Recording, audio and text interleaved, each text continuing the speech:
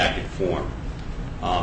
Mr. King was made known of that and was told that he could have copies, which he originally requested, for the same price that the other individuals who requested those copies paid.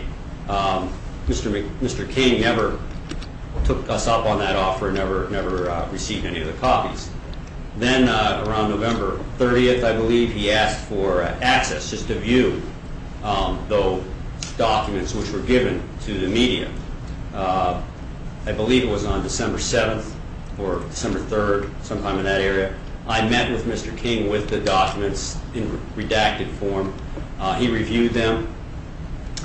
He asked for certain copies that to be made, and after about 2 weeks, he provided a money order, and we produced the copies that he wanted at that particular point in time.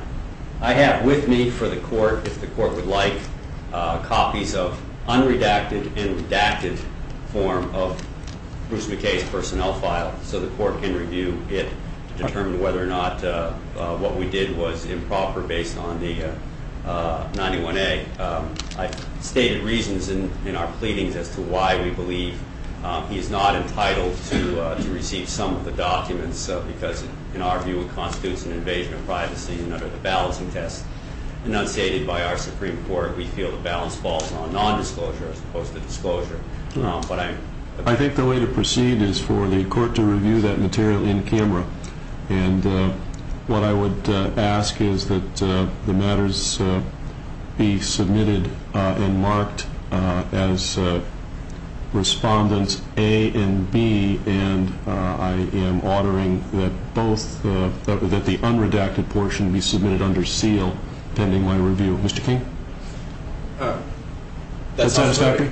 That sounds terrific. That's what I was looking for in the first place. Okay. But sort of, but close. Well, it's a start. Yes. Why don't, at the conclusion of the hearing, let's mark those as I've indicated. That's what I was going to propose, Your Honor. Fine. All right. Thank you. Go from there, and I will give them. The second item in the petition regards the 150 responses. We do not have them.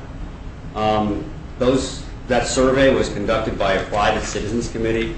First of all, they are not a party to this lawsuit. Secondly, I do not believe they are a public body. And the bottom line is that the town of Franconia nor the police department, they don't have any of those survey responses, so we can't produce them. Third item regards the Fox Hill responses. Mr. King complains that they were not responded to in a timely fashion. We did respond. The Franconia Police Department consists of 3 police officers, the chief and 2 other officers.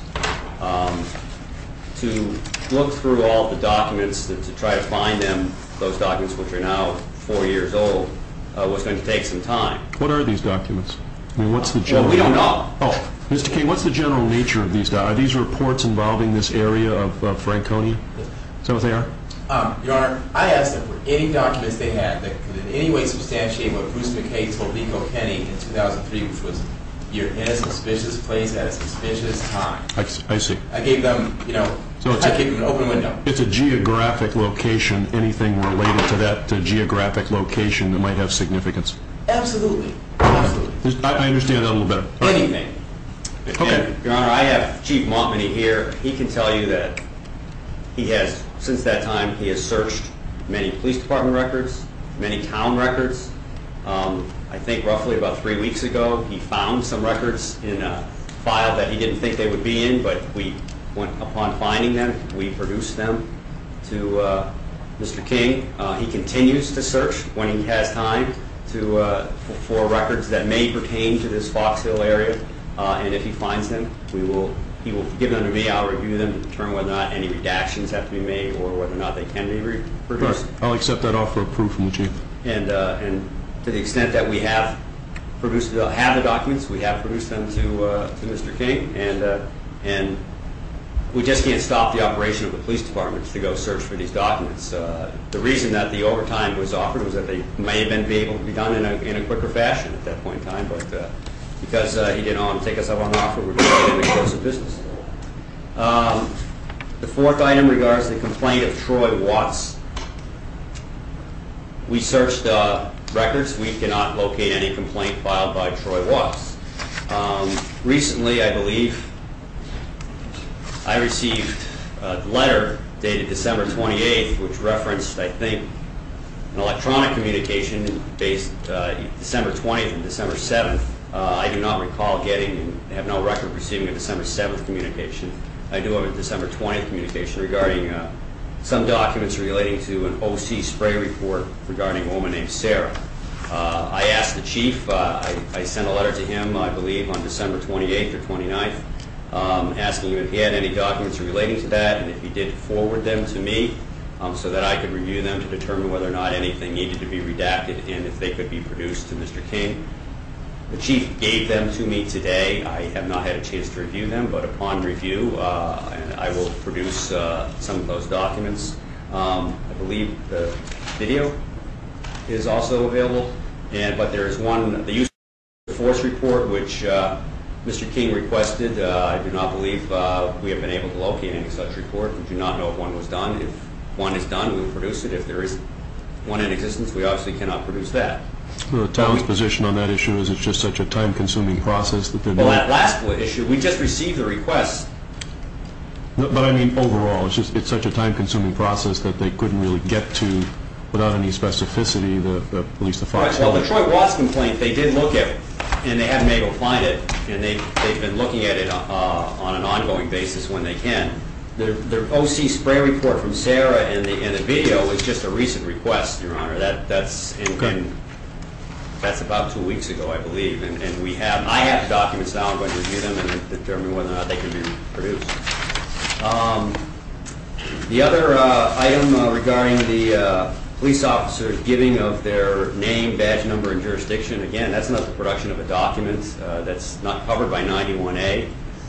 That is, it's just not an issue in this particular case. It's not a 91A issue, and we submit that there's nothing that we can do regarding that request. And the last issue that was brought up was regarding the request of Mr. Jessamine. I've brought the issue of standing up in my pleading, but I've also attached the responses made by the town regarding those requests to Mr. Jessamine, and they were responded to. I believe they are attachments D and E of I have them. Of our pleadings, and they have been responded to, and that's where it stands right now. I mean, we have made a response under 91A, and if Mr. Jessamine is not satisfied with it, he has the recourse to bring a right to know petition in this court. If that's what this court Thank you, Mr. Muller. Mr. King, anything further on this issue? On the Franconia issue before we move to the AG's issue? Most definitely, Your Honor. This is very crucial. And I'll be brief. Councilman Muller just stood here and told us that he had no records of any requests for the cruiser video of the OC spray incident with Sarah and Bruce McKay. I want to read to you directly from a letter dated 27 July 2007 to which Attorney Mullen responded at KS 20, paragraph 3. Kingcast and the Franconia Collective seeks a copy of the Bruce McKay cruiser video relative to the arrest that predicated Attorney Watts' complaint that you have just as surely as you had one of Rico Kenny at Fox Hill, blah, blah, blah, blah, blah. Okay, he's on active notice right then that I wanted that. That's the 27th of July. Okay, just as he sat here and told us that it took from June, I believe it was, to December to even agree to provide the petitioner with access to any of the other materials. That's unacceptable. So no, they were on actual notice quite some time ago, Your Honor, half a year ago. Furthermore, they were on notice again on the 7th of December because the file is very complete. And when you look through that later on, you'll see that Attorney Mullen wrote an email back to me where he says that he knew I was going to come in to retrieve those documents that I had reviewed on November 30th. Okay?